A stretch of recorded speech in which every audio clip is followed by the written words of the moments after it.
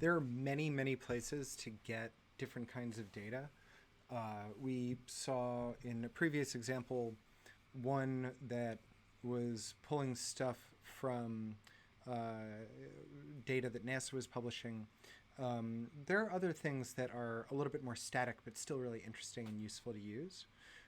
In the next example after this, we'll pull something dynamic. But for this one, I wanted to show you and point you to the work from this artist, Darius Kazemi.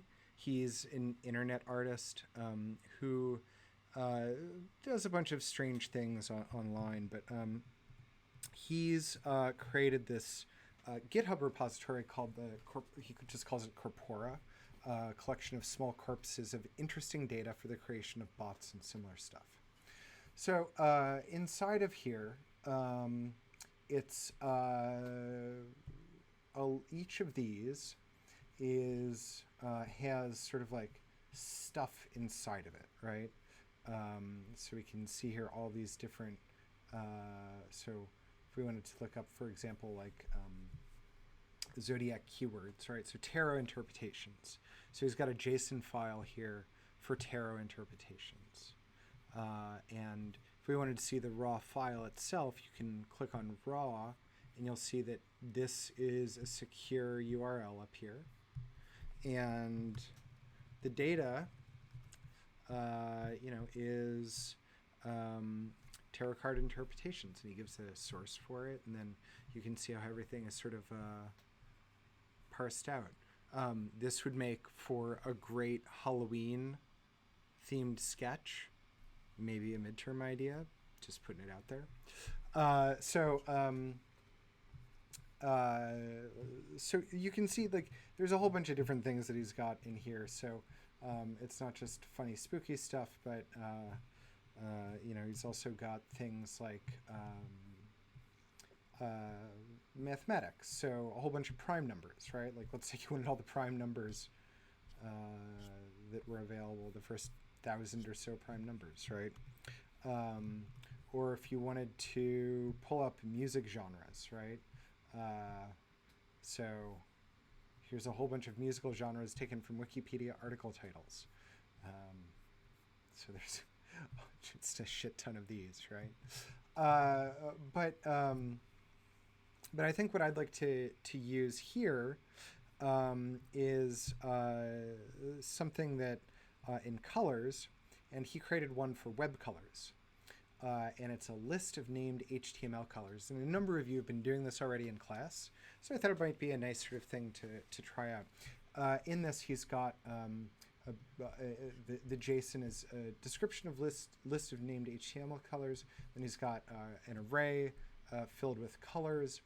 Each array index has both a color name, right, and then a hex with a value that matches that name. So Alice Blue is like a really light blue, almost white. Aqua is just straight up like, blue and green mixed together fully with no red, and so on, right? And so there's a whole bunch of them here. So what I have is a sketch that loads all these, then prints out the name of the color in the color that it actually is. So I already have the code here, and what I want to do is I want to walk you through what I've done with it, because I think that'll be probably the best way to work with this. And so let me increase the size here for just a little bit more. Okay, so I'm doing this other funny thing. You'll notice I'm not actually loading stuff in a function called preload anymore. Instead, I'm doing it in the setup. But Scott, you're saying, how can I possibly do that? What if my sketch executes before it loads? Well, fear not. This is where we introduce this thing called a callback function. So a callback is a function that is executed when something is finished with what it's doing. And loadJSON accepts an argument for a callback. So real practically, what this means is, we'll go through this step by step. The sketch starts. It says, okay, setup. All right, creating canvas, and then it says load JSON, and this is the URL. As you see, it's HTTPS, so I don't need to worry about that cross-origin domain stuff. And so, and specifically, it's this raw URL right here that I'm taking. And then you can see I have a second argument here after the URL, and it's called print data. And print data is the name of a function that I wrote that takes the data that is downloaded by this and then processes it and parses it for me. So here you can see the background color 100. It's kind of like a gray. No loop, so it just does this once.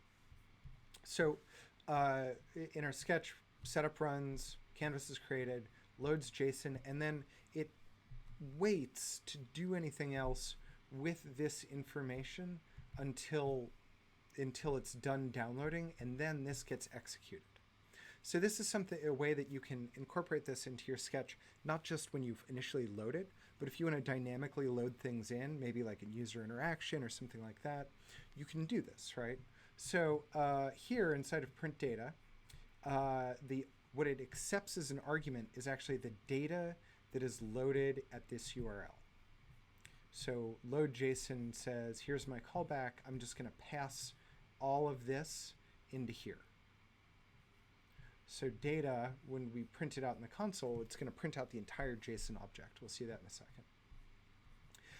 This right here is, so I've got a variable here, x. I'm using this as an offset for writing the names on the screen. It's a little bit of trial and error that it took me, and I don't want to see you to see me futzing through it all. So what I would do is I loop through all the different colors in the colors array, right? And then I have this offset to shift over when I run out of room in each column, so I can fit it all on screen.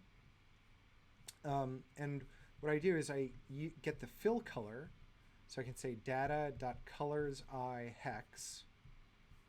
So data is this whole thing. Colors, I is referring to one of the elements inside of here. Hex is the hexadecimal value. So that becomes our fill color. And then I write out the name of the color in the actual color itself. So I get that from data.colorsI.color, right? So we can see right here. And then this right here is just to space it out again. And then I print it all out at the bottom in the console. So when I run this here, you can see this is a list of all the HTML colors in their actual color, right? So we've got, you know, all this lovely stuff: plum, salmon, light pink, like light salmon, you know, one with a little bit less dye. And down here in the console, we can see first it prints out, just like I say here, console.log data. It prints out the object. Here's the description of it. There's the array. It's got 140 elements. So if you were to actually count through here, you'd see 140. Don't count through this, please. You've got better things to do with your time.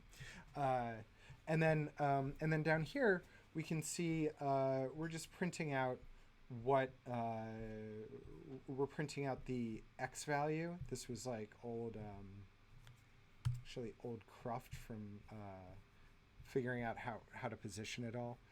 So here, this is the actual thing. So here we can see tan is 129,